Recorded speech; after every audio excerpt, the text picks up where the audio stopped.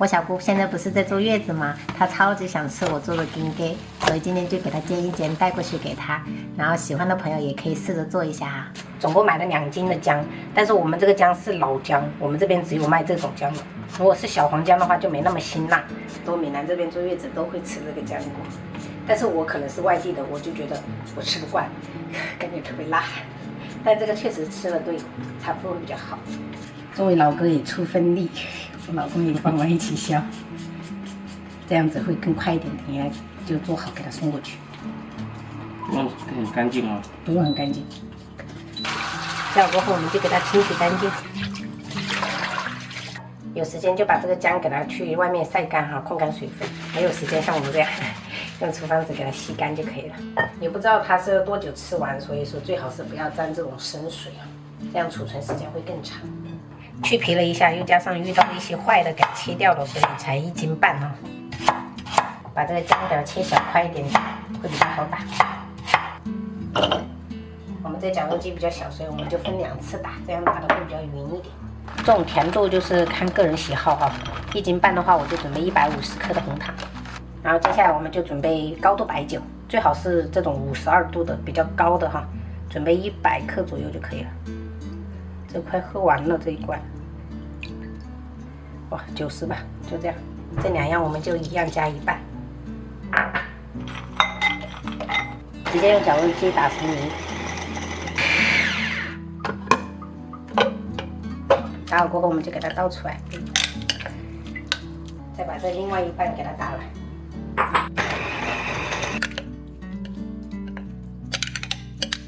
接下来我们就加糯米粉，我1包是300克的哈，先1包加下去，然后揉一揉看状态。然后这个状态还是有点稀哈，我们再继续加。然后这一包我们是250克的，然后继续揉，主要是看这个面团会不会成团，成团就可以了。总共就是550克的糯米粉，像这个状态就差不多了。就用这种大包盒给它装起来，分装一下，这样它带过去的话，平时它那个月嫂就可以帮它煎一煎。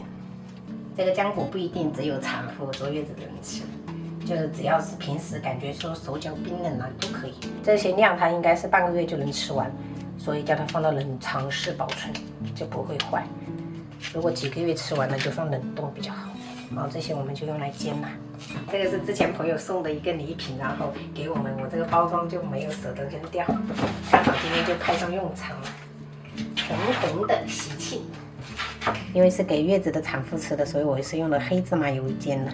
平时吃的话就用普通的油就可以了。我们在整形的时候就先不开火哈，然后开小火煎了。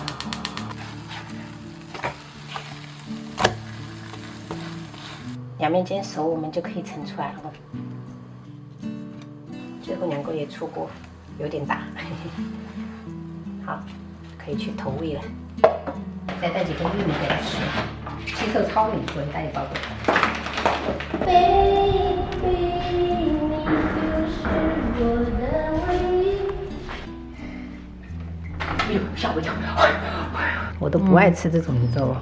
接受不了。好像是。哎，那你坐月子之前都没有吃过这些东西？没有没有，妈要给我煎，我不敢吃。这个是应该是之前别人送的。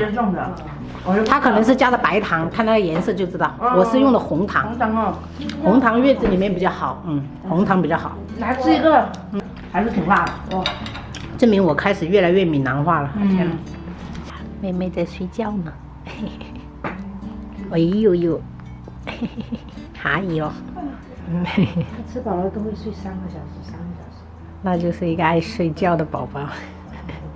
应该有10天了哦。